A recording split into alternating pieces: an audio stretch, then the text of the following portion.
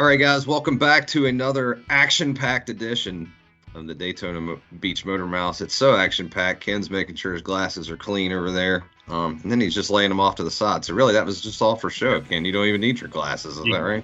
I can take the those 10 extra IQ points you get when you're seen wearing glasses. There you go.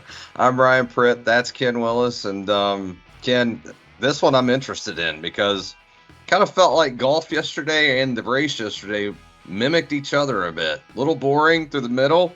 Kind of got exciting late, though. So which of the two grabbed your attention most on Sunday? Well, since I did not, for once in a rarity, I did not watch one stroke of golf over the whole weekend. I did tune to it once. I saw the leaderboard. I thought it was a Corn Ferry tournament. And because, it was one of those events where hardly any of the big guys played. Or so it seemed by the leaderboard I looked at. So I'm going to have to go by default to Austin Cindric's gaseous win at wherever they raced, Madison, Illinois, or wherever it was. The Enjoy Illinois race that was at a speedway that everybody calls St. Louis Speedway or Gateway Speedway. Or Worldwide Technology Raceway. That's what it is. Oh, I forgot. So. Or just WWTR. There's that too. I used to listen to that when I was a kid. They spun all the hits. I was. The end was. I mean, how do you beat that? I mean, you beat it in a lot of ways, but to see a guy have a race in the bag, when you got a second and a half lead, I mean, that's a rout in stock car racing, and just to see all of a sudden he pulled the chute. I thought for a second, he screwed up and thought he'd crossed the checkers, and that's why he slowed down. But I thank God that ain't it. Because that happened at Indy during 4-lap qualifying. Somebody ran 3 laps and cut and let up on the gas because they thought it was his 4th lap. I think it might have been Marcus Ericsson. But anyway, I thought something like that might have happened again. And but thankfully, it was just running out of gas, which is I think we've all done at times. Who do you feel worse for, Ryan Blaney or Christopher Bell? I'm going to feel worse for Blaney because the guy was practically, maybe literally reaching for the checkered flag up there in the stand. And, after he's done waving the white. So, and Blaney hadn't won this season. So, at least Bell had a win, a quote win, the rain shortened win. He was ahead. He's got 2. Yeah. But then now this, maybe it's a little bit of payback. He was definitely the class of the field for a long stretch. And then Blaney was. And then nobody was. And Austin Cindric looked up and said, look what I have. Yeah, it was just funny with 25 laps to go. Well, and really for a stretch of about 20 laps. Bell and Blaney put on one of the better duels of the year, I thought. It was really good racing. It was really clean, which I appreciated. Bell, I think, had the better car and knew he had the better car, but just I think one time he cleared him and then Blaney crossed him back over and picked him on a lap car. It was on, and then you fast forward 20 laps and probably 10 minutes, and Austin Cindric's holding the checkered flag, and you would be like, "What the hell just happened?" And I know they asked Bell afterwards if he blamed the hard racing for the mechanical failure, and he said no. But you do have to kind of wonder, especially with Blaney and the high line he was running, if he's not battling it out on the wall for 20 laps, does he have enough fuel to get there? I mean, it's definitely a question worth asking, right? Yeah, and you're more privy to all this because I was watching in an establishment that did not have the sound on. So that's code word for a bar, guys. I was not privy to all the chatter explaining all this. So I wasn't flying blind. I was flying deaf. So there we go. But whatever, if you say it, I believe it. I did see the Kyle Larson thing though, and I didn't really need any sound for that one. Well, that's a perfect transition because that's the next thing I was going to ask you. Who's to blame for that one, Ken? If there's anybody to blame, I think Larson, because he was trying to pick up one more playoff point, one more or stage point, and he's forcing the issue. But that's almost what stage racing was designed to do, was create moments like that where guys are battling for 1 point, in the standings. And that's what they wanted. That's what they got. And so I guess if you're going to blame anybody, you blame Kyle Larson, although Kyle Larson seems to blame Kyle Busch if he blames anybody else, obviously. Funny how that works. Kyle got irritated at him and chopped down on him and caused them both to spin out. That's Kyle Larson's view. So he's not getting a Speaking, waiver from Kyle Busch on this one. I mean, you are you were just spinning all the hits in terms of transitions today because you said wave. How about waiver? What the hell are we doing here, Ken? And I mean, you've been around this sport a while. We've seen some waivers given out, specifically one last year to Chase Elliott after an injury. And oh, by the way, a suspension. So it's okay for Chase Elliott to miss a race after being suspended, but not for Kyle Larson to miss one to run the Indy 500. What is happening? Does he get this thing? And what are your thoughts? Here's my theory. Ready?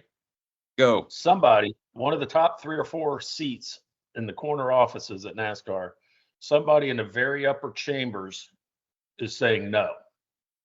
And the others are trying to convince that person, he or she, that it needs to be a yes. And there's a holdout, is my thinking. And so I think they're trying to, get all on board with this. That's one. I got a 2-headed theory. That's one. My other one is they've decided on yes to the waiver, but they're trying to find a way to spin it publicly so as not to anger the other teams and other drivers, and so that they can sort of narrowly define this waiver so that people don't think they can just willy-nilly get a waiver going forward in the future for something other than injury. Or I'm guessing if somebody left for the birth of a child, they'd probably give them a waiver for that too. But I think they're just trying to either one of two things. There's a holdout in the higher rungs of management, or they're trying to figure out how to properly spend the reason for the waiver. I don't know if you saw this or not. Pockrass, of course, at his ever tireless duties, so we appreciate him. Asked a bunch of them about it over the weekend, and Michael McDowell gave the one that I thought was the better quote, calling it crazy. Just even the thought that he wouldn't get one. Yeah. I mean, I don't know how many teams are upset if he gets one. I think it was probably the thought around the garage that he would get one, but I mean, I'm kind of with McDowell. I don't see an argument of how he doesn't get one at this point for doing nothing. Actually, really. The plan was to drive Charlotte. Things got in the way weather-wise, out of his control. So that killed the opportunity. He could have left the Indy 500 for Charlotte, but you got to look at all the effort, financially and otherwise, that was put into that. And by the way, he went to Charlotte to attempt to drive the second half of that race, but he got screwed again by weather.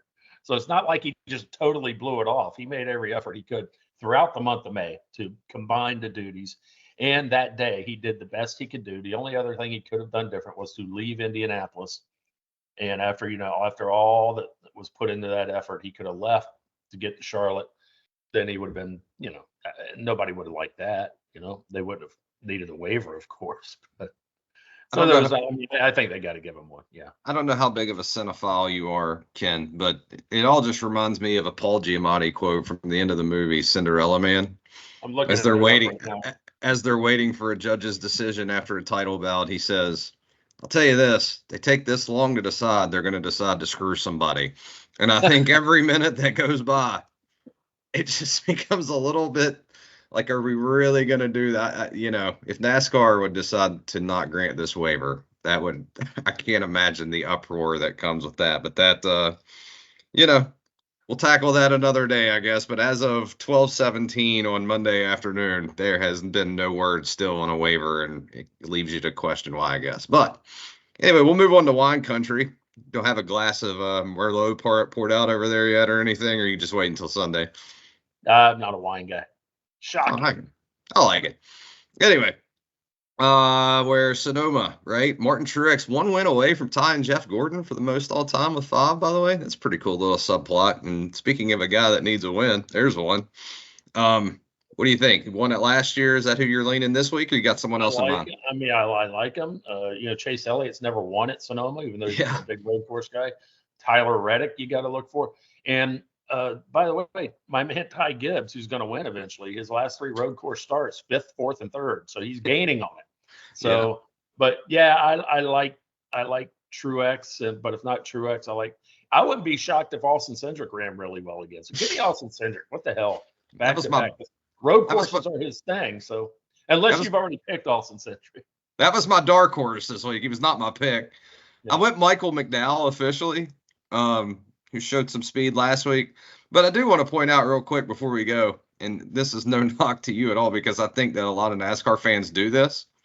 But why do we act like William Byron hasn't dominated 2 of the last 3 or 4 road courses we've been at too? And it's not just you. I see that everywhere. He's just not mentioned in that conversation, and I'm not real sure why. Well, because he disappears for a few weeks at a time. That's He's true. in disappearance mode right now. So yeah, he goes really quiet. And then he has a couple big weeks, and he goes quiet again. So maybe that's it. I don't know. About time he came back. Look out for the 24 on Sunday. So with that, and look out for a waiver ruling. Maybe we're not sure. We'll all be looking for that. But he's Kid Willis. I'm Ryan Pritt, and until next week, thanks for joining us.